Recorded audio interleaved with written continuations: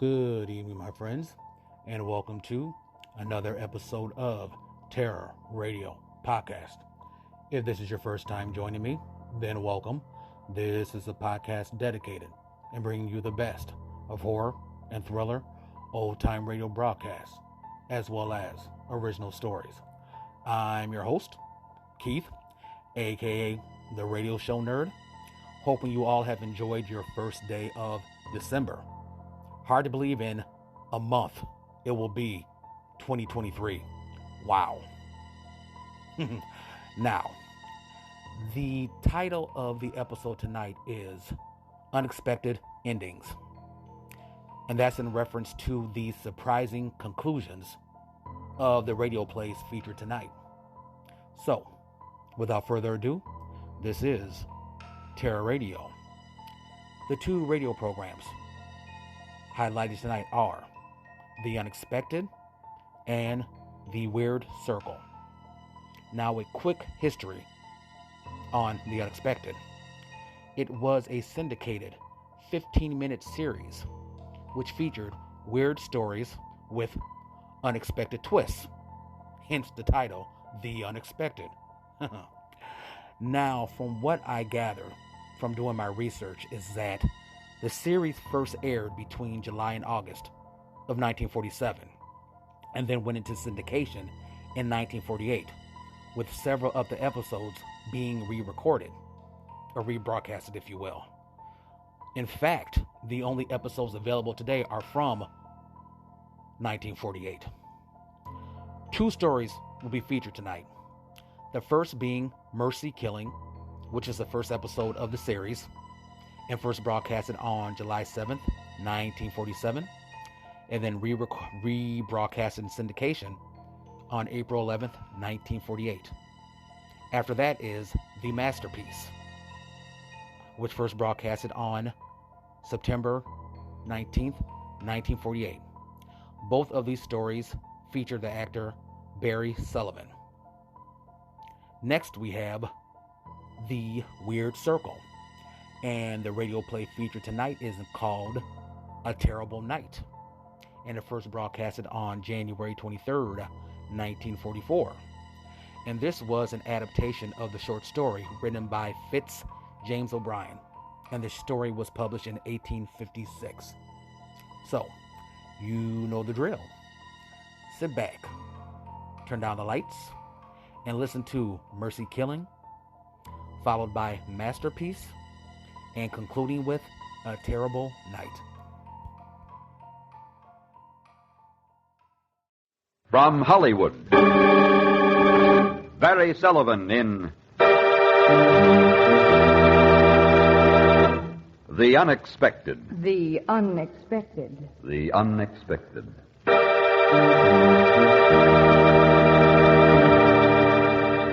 Life is filled with the unexpected. Happy, romantic, tragic, and mysterious endings to our most ordinary actions. Dreams come true, or dreams are shattered by sudden twists of fate in The Unexpected.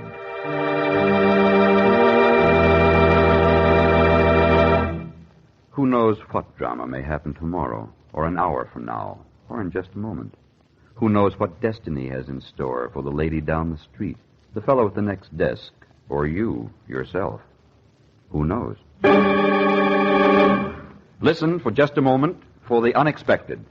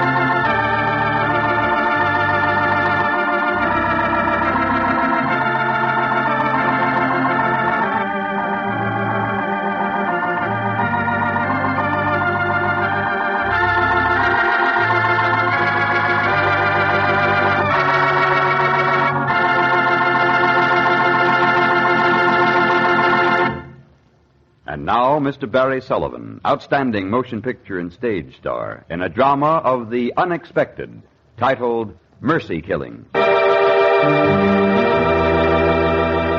My name is Arnold Stanton. I'm a salesman, a successful one.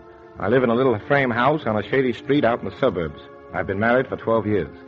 All our friends say that Evelyn and I are an ideal couple, devoted to each other. But a few minutes ago, as I came through the front door, I decided to murder my wife. That you, Arnold? You're a little late tonight, aren't you? You missed the bus. You're usually here by 6, and it's 5 after. Oh, you look tired, darling. I think you've been working too hard lately. You really need a rest, or you'll be ill one of these days.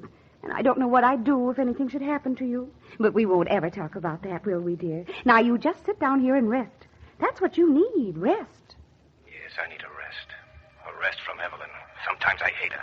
Sometimes I'd like to take her throat in my hands and...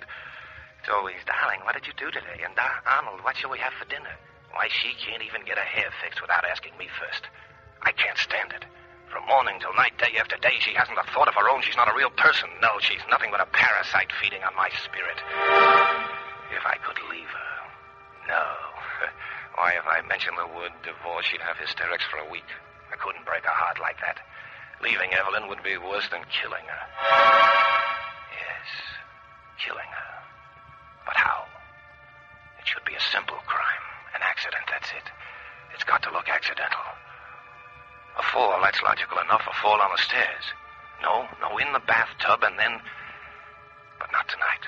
Tomorrow morning. Everyone knows she sleeps late. I'll ask her to get up early. No one will suspect. And then the first thing tomorrow morning...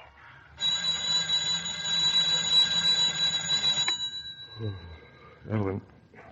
You awake, Evelyn? She's gone. She downstairs already? Am I too late? That you, darling? I got up early like you asked me to. I'm all ready for the tub, and I'll have breakfast ready before you get dressed. Don't hurry. There's plenty of time. Now, I don't want you to be late because of me. I wouldn't want people to say that I wasn't a dependable wife. Oh, Arnold, don't touch me. The tub is slippery, and I might fall. Arnold, you're pushing me. Don't!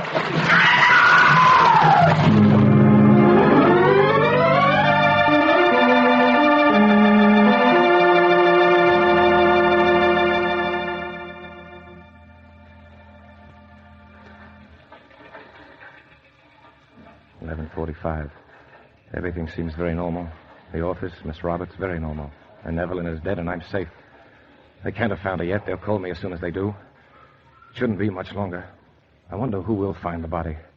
Probably it'll be that Mrs. Bronson down the street. Yes, Mrs. Bronson. She's the likeliest. No, she wouldn't. She wouldn't call the police. She doesn't know anything is wrong. She'd think Evelyn was out shopping or something. And tonight, when I come home, I'd have to find her. Oh, no, I don't want that. I don't want to go back into that bathroom. But I won't have to. I'll get a call any moment now. Anyway, by the time I'm back from lunch, everything will be all right then.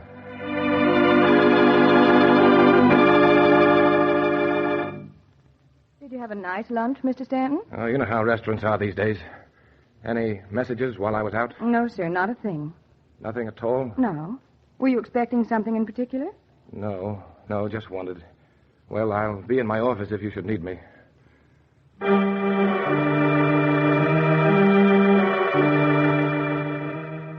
They would have called if they'd found her. I'd be notified right away unless something went wrong.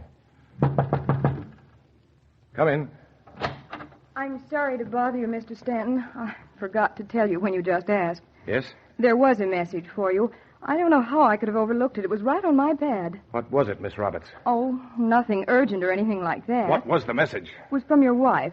She's playing bridge and may be late getting home this evening. She didn't want you to worry about her. Is something wrong? I'm sorry, I forgot. No, nothing at all. Thank you, Miss Roberts. I won't let it happen again.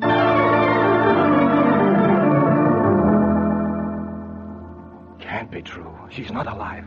That was blood in the water. Her blood. I saw her die. She's not alive. Oh, Miss Roberts must have made a mistake. Yes, that's it, a mistake. She did forget the message at first. It must have come in before, yesterday, or last week. Miss Roberts was looking at the wrong page in her book. Of course, that's it. Just a mistake. A perfectly natural mistake. I shouldn't let a little thing like that upset me. I think I'll rest for a minute. I feel a little tired. I guess that's natural. I'll just relax for a moment.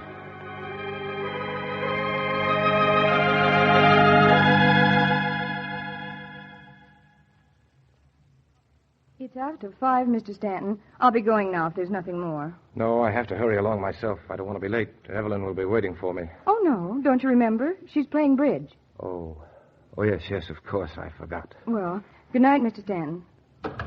So it wasn't a mistake. Now, Miss Roberts doesn't make mistakes. Then I have to go home. Home to Evelyn.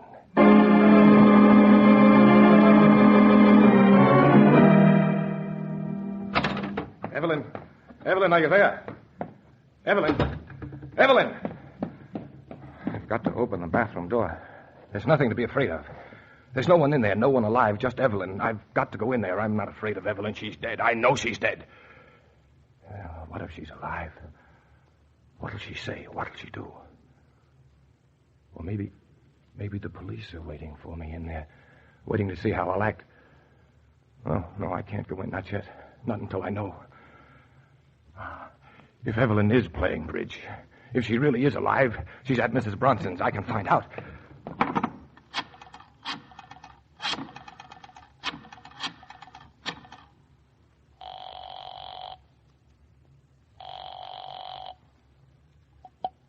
Hello? Hello, is that you, Mrs. Bronson? Yes. Who is this, please? Arnold Stanton. Why, hello, Mr. Stanton. How are you? I don't like to bother you, Mrs. Bronson, but there was a message for me this afternoon. Something about Evelyn. Bridge, I think. She isn't there with you, is she? Yes. Yes, as a matter of fact, she is. Oh. Would you like to speak to her? Yes, I would. Well, just hold on. Evelyn. Just a minute, Mr. Stanton. Are you still there, Evelyn? Hello? Evelyn. Oh, I'm terribly sorry, Mr. Stanton. Evelyn isn't here after all. She must have left while I was talking to you. She's probably on her way home now. She ought to be there any minute. Mr. Stanton, did you hear me? Mr. Stanton. Evelyn. At last I know. The door is open and I know. There's Evelyn just as I left her. She's dead. Really dead. But Mrs. Bronson told me... They know. They must know. They're trying to trap me. The police must be outside right now waiting to see what I do next. They'll probably come in any minute to arrest me. But they won't get the chance. It's your gun, Evelyn. I gave it to you because you were afraid. Afraid of being alone in the house, but you never needed it. Now I'm afraid, Evelyn. I need the revolver. They found me out. Somehow, somewhere I slipped. I wish I knew what it was, but there isn't time. Now I'll never know. Pick up the gun. Put it next to my cheek. It's cold against my face. And now, squeeze the trigger.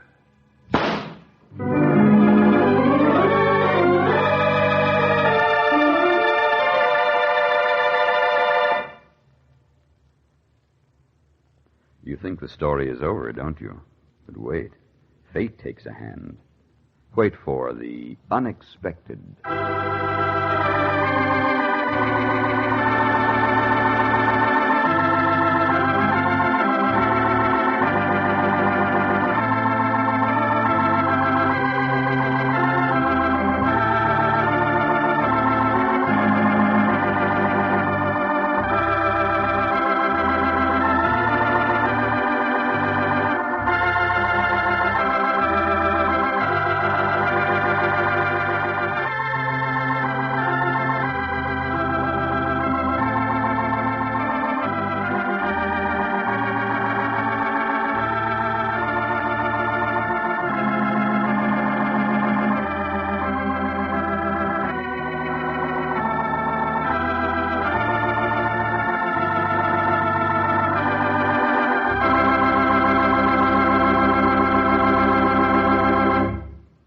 And now for the surprising conclusion of Mercy Killing, starring Barry Sullivan, written by Robert Libet and Frank Burt, and produced and directed by Frank K. Danzig.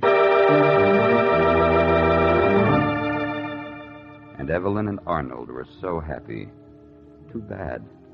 But it's all over now. Well, not quite over. Just a few words more. A short comment from Mrs. Bronson. You remember the bridge-playing matron down the street? She's talking to Inspector Cook from Homicide. Yes, Inspector. In a way, I feel sort of responsible. You see, Evelyn was such a dear friend, and there was this other person. Really, he was a charming young man, and Evelyn had been seeing him. I told her she was very wrong, but you know how it is, so I sort of covered for her, as they say. As a matter of fact, I called Mr. Stanton's office this afternoon and pretended I was Evelyn. You see, she had asked me to because today was to be something special, and she was afraid she'd be late. And then later he telephoned me to check up on her. I had to say she was with me, and when he wanted to talk to her, I pretended she just left. Just imagine. I told him Evelyn was on the way home, and then he went upstairs and found her. Like that. Oh, it must have been horrible. I don't know what he thought, but he must have been overcome. People don't kill themselves unless they are.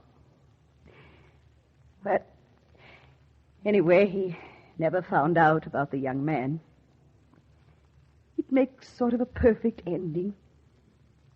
Poor Mr. Stanton. He loved her so.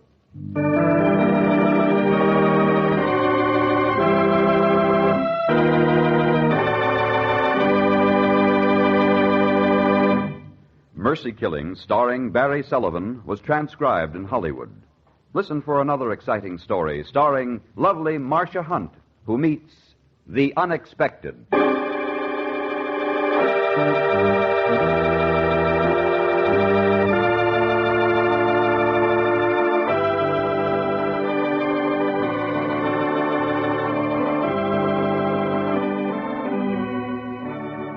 This is a Hamilton Whitney radio production, presented under the supervision of Alvin C. Gershenson.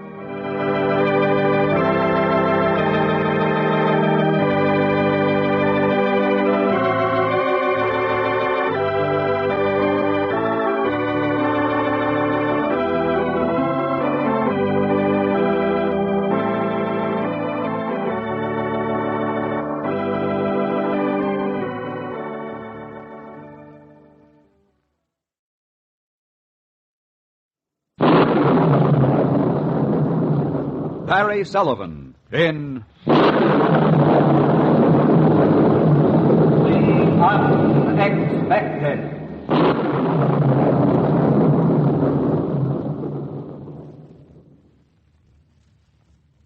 Sure, I was lucky. $100,000 lucky. And it was just standing there looking pretty, waiting to be framed. But something else was waiting, too. I didn't know it then, but I was going to meet the unexpected.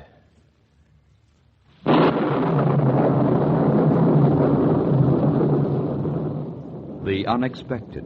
A secret future, a hidden destiny waiting for you. Where? When? Who knows? Tomorrow? Today? An hour from now? Perhaps in just a moment, you too will meet. The unexpected.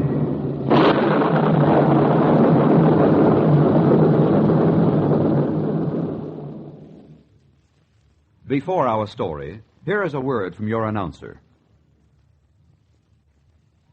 And now, the popular motion picture star, Barry Sullivan, in Masterpiece, a drama of the unexpected. It was raining that afternoon. The old buildings of Lower Manhattan were crying. Their tears spattered in drops off the awnings, rushed out in streams from the drain pipes and gutters of the old brownstone houses. I was deep in the village, surrounded by art shops and sidewalk cafes and dingy apartment buildings that long-haired men and short-haired women called studios. I ought to have felt at home there, I guess, but somehow I didn't. Maybe Myra was right. Maybe I wasn't an artist. Yeah, but you can't kill a man's desire to paint unless you kill the man. Got a match? I hadn't even seen her standing there in the corner. She was wearing a man's slicker and a Windsor-knotted tie poked out from the opening at her neck.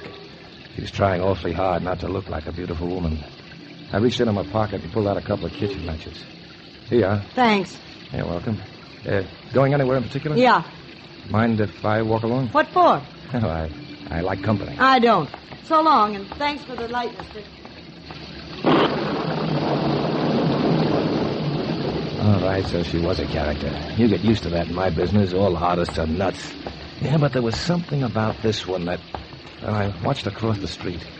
She turned into a broken walk that led up to a building marked Cora Fredericks Art Gallery.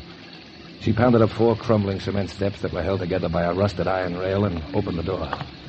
Well, I had sense enough to come in out of the rain.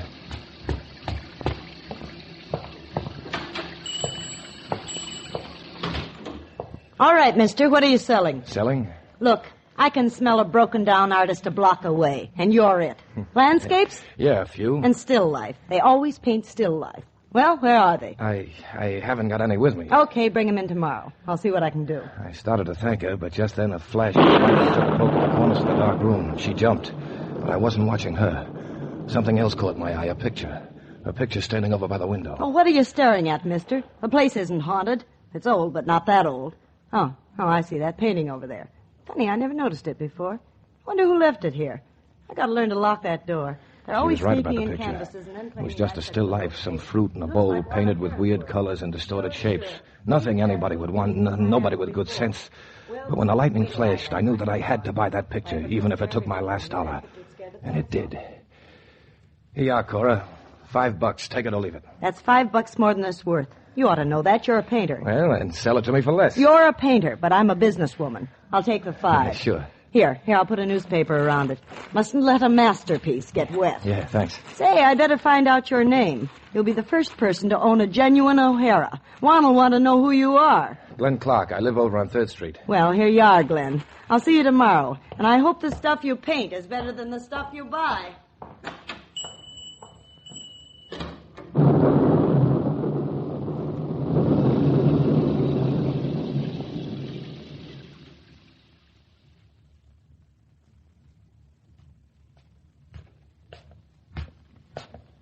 By the time I got home, the storm outside had stopped, but there was one inside waiting for me at the top of the apartment house stairs. Glenn Clark, where have you been? Myra was shouting, but I wasn't paying attention. I was used to her nagging. I'd been listening to her for 7 years now, and maybe just by accident, just because of a rainstorm and a flash of lightning, I'd find a way to shut her up. It had happened to other people before, a lucky break that made the difference between Greenwich Village and Park Avenue. Well, heaven knows it's my turn. Now what have you got there? What have you wasted your money on this time? You just shut up for a minute, I'll tell you. Oh, you'll tell me all right. You'll have a good excuse. Well, if you've spent this week's rent again, I'm going to leave you. Do you hear me, Glenn Clark? I'm going to get a divorce. Shut up, Myra, and go inside. Don't you I dare! said go inside. Now, listen to me for a minute. I bought this painting. It took my last $5. You mean that you... Now, listen. If I'm right about it, we'll have enough $5 bills to paper this whole room. Here, wait a second now. Just take a look at this. There. Oh, no. Glenn Clark, I always suspected you weren't in your right mind, but I didn't think you'd go as far as this. This monstrosity. Why, it's worse than the stuff you paint. Thanks for the compliment. It's funny, isn't it? Just hilarious that you should spend our last $5 on a horrible-looking still life. Well, go on, Glenn. Why don't you laugh the way you've been laughing at me all along? Don't you see the joke? Well, I'll show it to you. I'll give you something to laugh about. Myra, put down that knife. This is what you brought home for dinner, isn't it, Glenn? Well, let's eat it. I'll cut it up, and we'll have it in sandwiches. With mustard, Glenn! With mustard! Stop it, Myra! Come here, sense! Myra, stop it! I didn't buy this painting because it was pretty. Here, look at it under the lamp. See up there in the corner where the paint's thin? There's another picture painted underneath this one. So what? We've got 60 paintings cluttering up the places. Not like the one underneath. This is old canvas, Myra, very old. And the color in that corner, that purple, only one man ever used that purple. And no one has ever been able to mix it since. What are you talking about? Only one man, Myra, Rembrandt. Rembrandt? Yeah. I saw it in the shop when the lightning flashed. I could tell then that the stupid fool who did this still life had painted over a Rembrandt, and he didn't even know it. No one knows it but us. Oh, no. Things like that just don't happen. They happen all the time. Every year someone stumbles across a masterpiece. Well, this year it's our turn. Do you know what a Rembrandt's worth, Myra? Well, At least $100,000. But, Glenn, Isn't it ruined? I mean, the other picture on top. No. I'll take it off. And I won't touch the Rembrandt when I do it. There's a special preparation. Look in my coat pocket. I got the paint store to give it to me on credit. Go on, get it, Myra. And I'll show you what a masterpiece really looks like. Wait a minute. Myra. Yes? Take the painting into the bedroom. I don't want anyone to see it. All right, Glenn. I'm coming. Hi.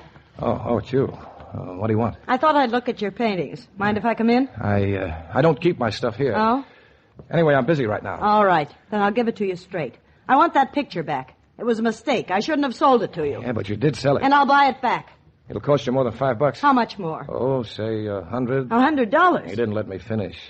100,000. What? Well, everything's going up nowadays. They call it inflation. I call it robbery. That's it, Cora. 100 G's. You don't think I'd really pay anything like that for a silly little painting. Especially when I can have it for but nothing. not closely enough. I didn't see the gun until it was pointing at my stomach. Now, get that picture, Glenn. And no arguments. Yeah. Well, I guess my price has come down. They call that deflation. Yeah, Get sure. the picture. Sure. It's right in. Oh, why, you dirty Cora. rotten... Drop it or I'll break your wrist. Drop it. Let go. Let go of that gun. Now, do I call the cops or do you leave? She left. I watched her clatter down the stairway. Then I closed the door. Well, my hunch had been right. The painting was real and valuable. Little girl art dealers don't run around with guns chasing after $5 still lives. I went into the bedroom, laid the picture on the floor, and started in with a rag, some fluid, and a prayer.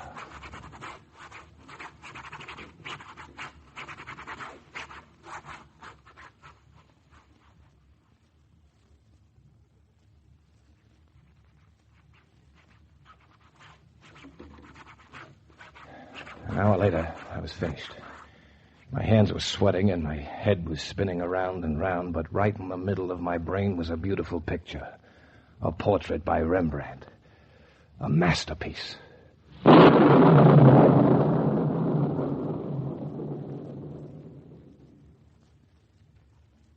You think the story is over, don't you? But wait. Fate takes a hand. Wait. For... The unexpected.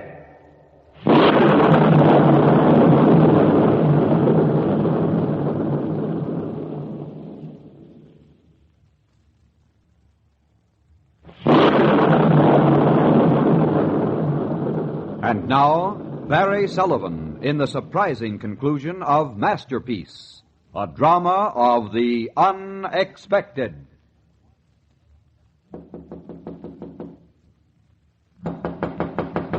Who is it? Me, Cora. Haven't you had enough? I want to make a deal. All right. I've got your gun. Come on in. You still got the painting. I want it. I'll pay. The price hasn't changed. 100,000? No sales tax. Well, I guess it serves me right for not recognizing a masterpiece. I was just lucky. I'll say you were. Right after you bought it, my partner came in. He left it in the shop, intending to hide it for... You mean it's hot? My partner isn't always too particular where he buys his art. Well, let's have it. The money first. Sure. You'll have to take a check. How do I know it's good? You can call the bank. My partner has a large account. All right, just make it out to cash, and don't forget any of the zeros. Don't worry, I won't. Well, here it is. I didn't tell you. I cleaned it up. Cleaned it up? What are you talking about? The picture. What are you trying to pull? That's just a copy of a Rembrandt. Where's the Gauguin painting? Gauguin? But I thought... It was painted over. Oh, you stupid fool! Gauguin couldn't afford new canvas. He took the stuff students had used when they copied the old masters. Then he painted over them. Do you know what you've done? You've destroyed a masterpiece.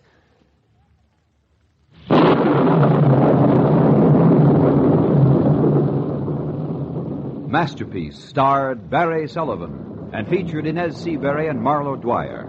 This is Hal Sawyer, inviting you to listen again soon when another of your favorite motion picture stars meets... The unexpected. The Unexpected is a Hamilton Whitney production, transcribed in Hollywood.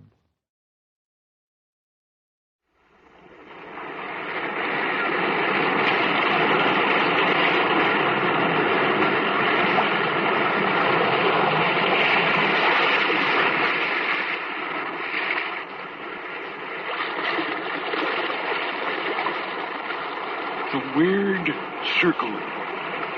In this cave by the restless sea, we are met to call from out of the past stories, strange and weird. Bellkeeper, toll the bell, so that all may know we are gathered again in the Weird Circle.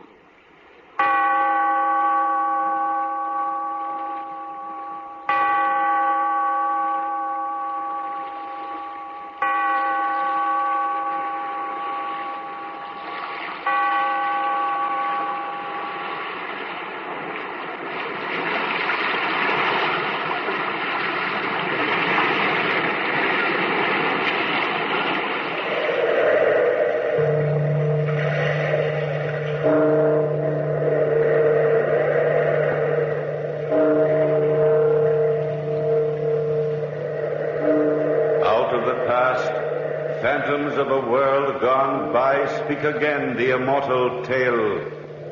A terrible night.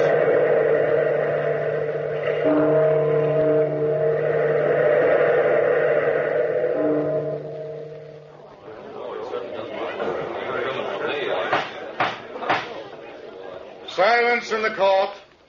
Next witness, please. If Your Honor, please. The next witness is Charles Castar, the defendant in this case. Will Mr. Castar please take the stand? Silence in the court. Place your left hand on the Bible. Do you swear to tell the truth, the whole truth, and nothing but the truth? I do. Suppose, Mr. Castar, you tell this court your story in your own words. From the very beginning? Don't be afraid. From the very beginning.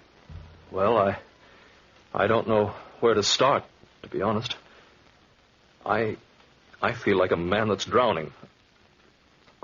I guess it started the night my wife, Bertha, and her brother, Dick Linton, were helping me to pack my suitcase.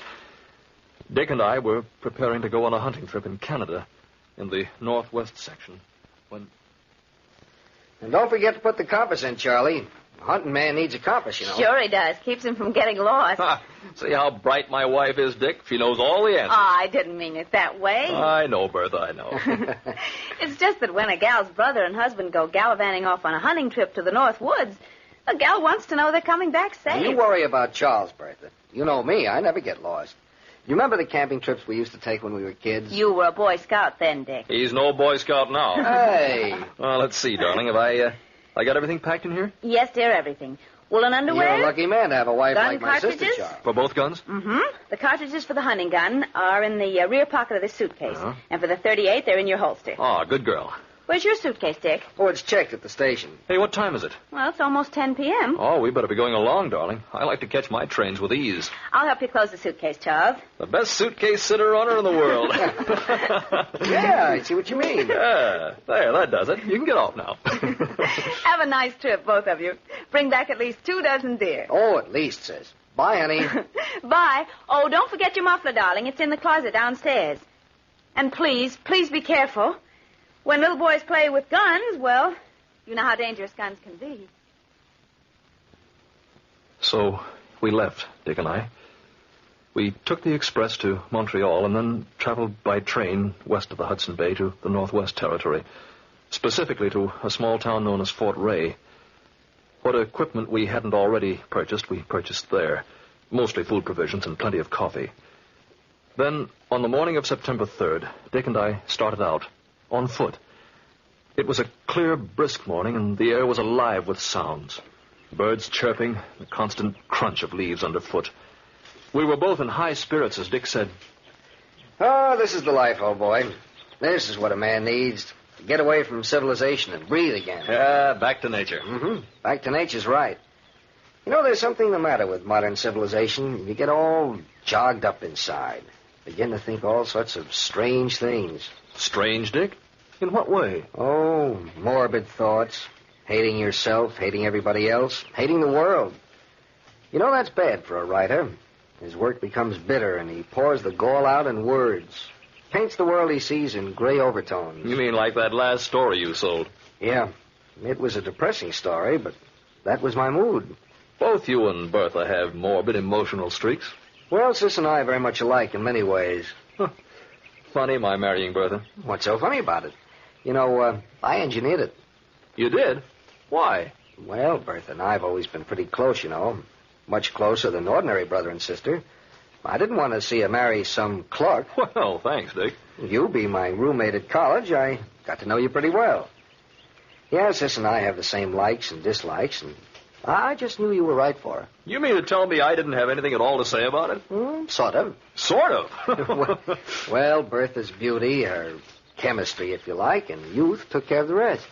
You sound like an old man airing philosophy. I told you, I've been civilized too long. You've been a bachelor too long. I think I'll dig up a nice young girl for you. Marriage is a sensation, Dick. Well worth a try. Well, I don't quite like the idea of digging up a girl for me. Sounds like she's been buried already. Here, we turn this way. To the north now. Are you sure? Of course I'm sure. I know these north woods like a... like a book. Yes, like a book. You'll never get lost with me. We'll be at the next fort by 6 this evening. I still think we ought to have taken a guide along. Oh, nonsense. There's nothing to worry about. Nothing to worry about at all. Just stick to Dick Linton and you can't go wrong. Nothing to worry about. That's the way writers are. So sure of themselves. Except they ought to stick to paper and pencil, not to their memories of North Woods. At 6 o'clock in the evening, there wasn't a fort in sight. And by 10 o'clock that night, even die-hard Dick had to admit. Well, we're lost. No. Yeah, we're lost. I'm sorry, Charles. Well, you're being pretty monosyllabic about the whole thing. Normal under the circumstances. Hey, that wasn't the wind, was it, Dick? No, wolves. Wolves? Not afraid of them, are you? Oh, no, I love them. Especially at night when I'm cold and hungry. And they are, too. Well, we'll have to sleep in the trees. You'll have to sleep in the trees. I wasn't built that way. You can't sleep on the ground. You'll never live through the night if you... I'm not sleeping on the ground, Dick. I'm walking until we find someplace. Well, we might not find the fort till tomorrow morning. Or tomorrow evening. But whenever it is, I'm going to find it as soon as possible. Even sooner than that, if that keeps up. You coming with me? Sure, I'm with you. Oh, boy, I'm hungry. Oh, say, wouldn't a nice, thick, luscious steak taste good? You know, one of the charcoal broiled variety, dripping with butter and fried onions. Oh, stop it.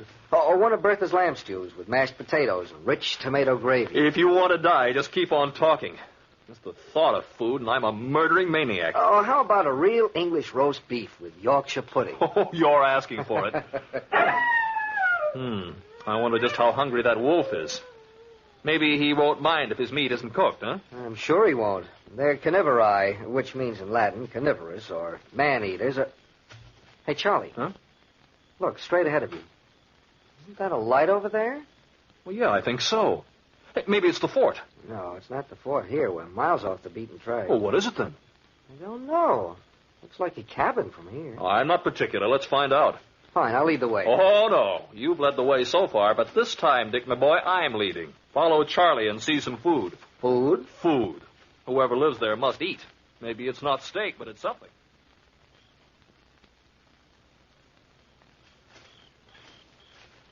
It is a cabin, all right. Shall I knock on the door? Well, you can't get in any other way. Who can't? This rickety old shack could be blown down by a good strong breath. Funny-looking place, isn't it? I'm not amused. Knock on the door. Such a timid knock. My hand's numb. Yeah, we'll try it again. Hope this guy's friendly. Uh-oh. Our friends are sniffing about again. And I don't look at all well in tomato sauce. Oh, Charlie. Evening. Something I can do for you, gentlemen? We managed to... we hope to find some place to stay for the night, sir. We're completely off the beaten track. Uh-huh. You don't say. Come in. Come in, gentlemen. Yes. I'd be delighted to put you up this evening if you don't mind sleeping on the floor in the attic. Well, at this point, we don't mind anything. Don't you? My name's Charles Costar, sir, and my friend is Dick Linton. How do you do? Yeah. My name is Joel. Just Joel. At least, they used to call me Joel. Have you eaten yet this evening? No, as a matter of fact, and we're starving. Come in and sit down, and I'll fix you some dinner. That is, if you don't mind my meager rations. Oh, we don't mind anything at this point. Do we, Dick? Oh, no, definitely not. There's an old American saying, food is food. Let's eat, huh? I'll fry some deer steak for you, and I've some wine. Oh, wonderful. Tell me, Mr. Joel, do you live here all alone? Unfortunately, yes. You see, I'm an outcast from your society. Let a man be different, and automatically he becomes an outcast. Yeah, there's something in what you say. Let him look a little different, or think a little different, or speak a little different. And he becomes a marked man. The individual is not allowed the privilege of individuality. Mankind doesn't permit it. Oh, I don't think so, really. Don't you? I'll just set the table, and you can sit down over here and eat. Come along, Charles. Here. I can prove my point. Now, look at me. I'm different. Larger than most men. I, unfortunately, grew too tall. And I'm too ugly for the average man to stomach. I was hated. Yes, hated by your civilization and feared, too. Not because I was cruel or vindictive or dishonest, but because I was different. Yes, I'm a giant in stature. Well, don't feel badly for me. I've had my revenge on society, and I'll have even more revenge on little people like yourselves. Yes. It's quite understandable that you feel that way. Gentlemen, before you sit down to dinner, allow me to hang your hunting guns up here. They'll bother you if you carry them around. Oh, well, we really don't mind. I mind. Your hunting gun, sir. And your hunting gun? There. Now I've both. I'll just hang them up here. You say you live alone, Joel? Yes. That shoe in the corner, that was never your shoe. It's too small for you. You're very observant, Mr. Linton. No, that wasn't my shoe. I found it in the forest one day and brought it home for the purpose of remaking it, like that coat hanging over there. Found a coat and a shoe lying in this outlandish district? Yes, a coat and a shoe. Of course, they were on a man, but he was dead. He died of... I don't quite know what he died of. His legs had been gnawed off by some prowling beasts. Oh, he must have become lost out here, like ourselves, huh? Exactly like yourselves, gentlemen. Exactly like yourselves. Dinner's ready.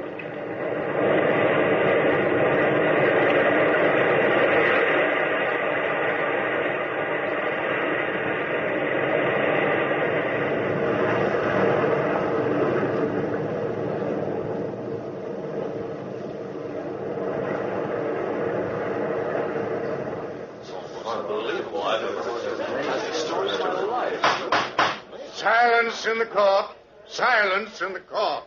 Go ahead with your testimony, Mr. Costar. Well, you can see what a spot Dick and I were in. We didn't trust that man for a second. Believe me, he was... Well, darn it anyway, the man was unbalanced. It was well after we finished eating dinner that Joel lit a good, warm, roaring fire in the fireplace, and then...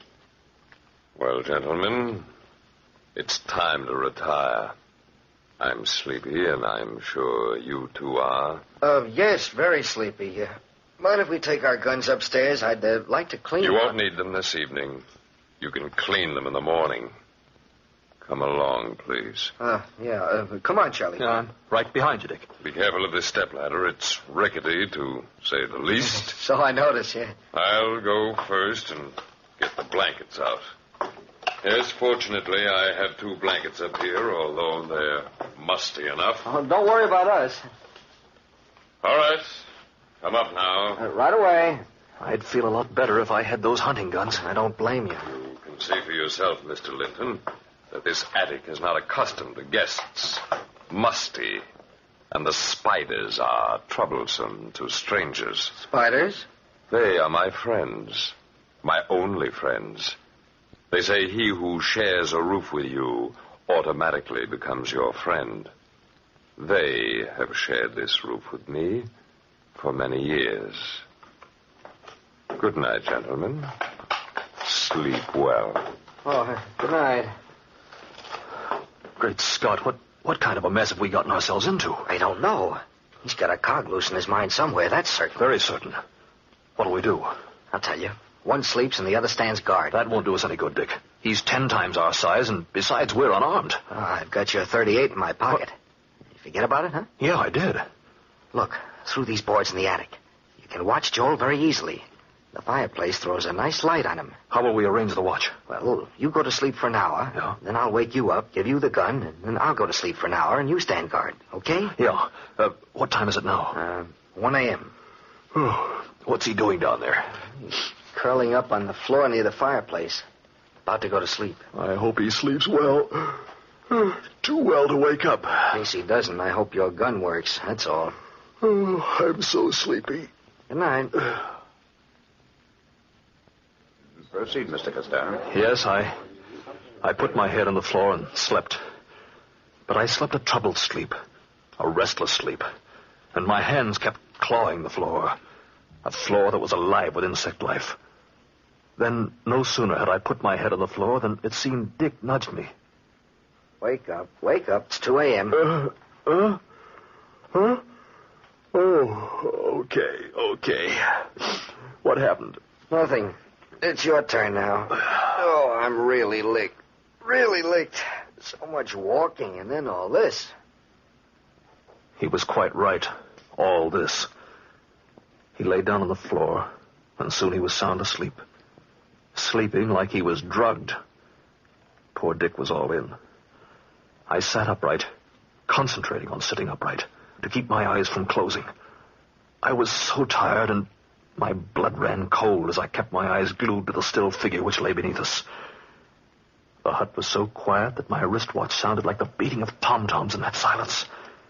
Tick, tick, tick, beating off the seconds, perhaps slicing off the seconds left of our lives. And I waited and watched. Then suddenly the huge figure beneath me stretched his huge form in front of the fireplace and yawned. His large, expressionless eyes sought mine through the planks of the floor, and I thought for a moment he saw me sitting there. Perhaps my crouched figure in the attic somehow threw a shadow down on the floor of the hut below. Then he arose, cat-like. That huge form arose gracefully and quietly. He eased himself up and walked to the door, as if listening for someone or something. Then, just as quietly, he opened the door and... Yes? Yes, come back shortly. He said, come back shortly. Who was he talking to? And what was he talking about? Come back. Come back to murder us. He shut the door just as gently as he opened it. And then returning to the place before the fire, he again curled up near the warmth of the blaze. I glanced down at my watch. It was 3 o'clock. I nudged Dick, gently at first, and then harder. Hey. Dick, your turn. Dick, wake up. Oh, we're up so soon. Yes. Here's the gun. Okay, I'm awake. Anything happened? Listen, he's got an accomplice. What? Somebody was standing outside the door a while back. He told him to come back shortly. That explains the small shoe, maybe. Maybe. Oh, I'm so tired, I don't think I can sleep. I don't think I can sleep. You'll sleep. Just relax. I don't think so. Really, I...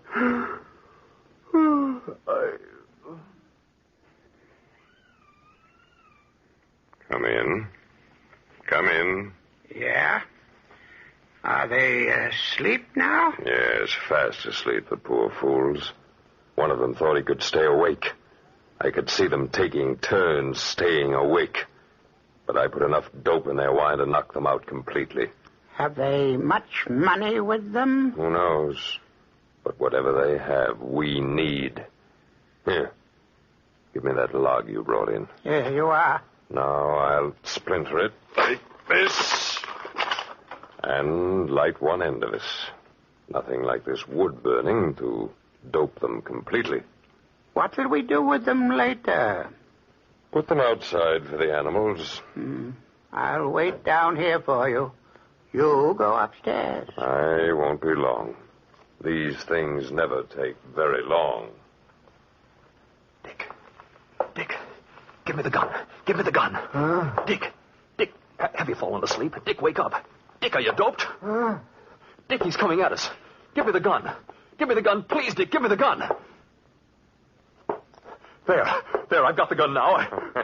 You're laughing at me. You're laughing.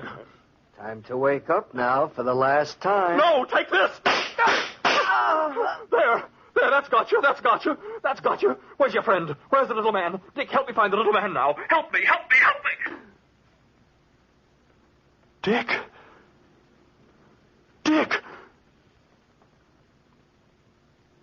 I was stunned. Completely stunned. The room looked strange to me. The smoking gun in my hand looked strange to me. The whole world seemed to blot out in front of my eyes, and suddenly I looked down at the dark mass lying at my feet, and then I looked up. My eyes were absolutely level with Joel's eyes as he climbed up into the attic. Then, in a voice filled with horror, he said, Great Lord, sir. What have you done? You've killed him. And he was just about to wake you. Yes. I killed Dick Linton, my best friend, when he was just about to wake me. I'd been dreaming, and I killed him. Thank you, Mr. Castar. My next witness is Dr. Harding. Now, Dr. Harding, will you please take the stand? Yes, sir. Place your left hand on the Bible. Do you swear to tell the truth, the whole truth, and nothing but the truth? I do. You heard the testimony of the defendant, Dr. Harding. I did, sir. Is it possible for a man asleep as he was, to fire the gun load at his best friend because of a nightmare? It was more than a nightmare. It was somnolentia, sleep drunkenness. Overtired as Mr. Castar was, his nerves were overtaxed, and his fears and suspicions had been aroused. This result is perfectly natural and certainly medically sound. The defendant was not in his right mind at the time of the murder. Thank you, Dr. Harding. Gentlemen of the jury, to sum up this case, Joel the Giant had told his guests the truth about the shoe. At the time he opened the door, he was just talking to his dog, who had been scratching outside. But to a man mentally exhausted and filled with fear, Joel's actions were certainly those which would arouse suspicion. Gentlemen, in behalf of my client, I beg leniency. Leniency. Bertha, please, darling. It was all explained in court. This doesn't change anything between us, nothing at all. Doesn't it? I love my brother more than you can understand, Charles. I know the court has ruled you innocent. But a court of law has very little to do with a woman's heart. If you love me, Bertha... I'll always love you. But I'll never be able to trust you again. There are 7 days in a week, Charles. Some of those days, I'll love you and forget this whole horrible affair. But more days, my brother's face will loom up in front of me. But Dick would understand. I wouldn't see you because his face would stand between us. I'd spend those days hating you. So, I'm leaving you, Charles. Take good care of yourself. I can't help it. I hope you understand. Bertha, please. Goodbye, Charles. Bertha! I told you, Charles Castar, I hate civilized society. Don't feel badly for me. I'll have my revenge on society. I'll have even more revenge on little people like you.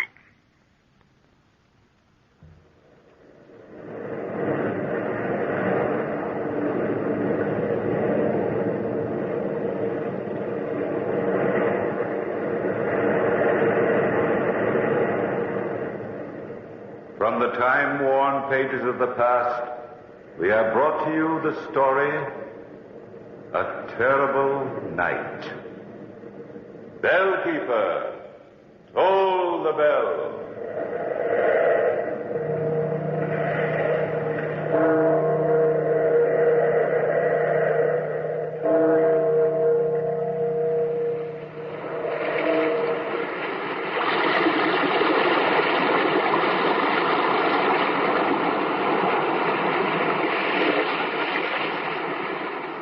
From the time-worn pages of the past, we have heard another immortal tale in The Weird Circle. Bellkeeper, toll the bell.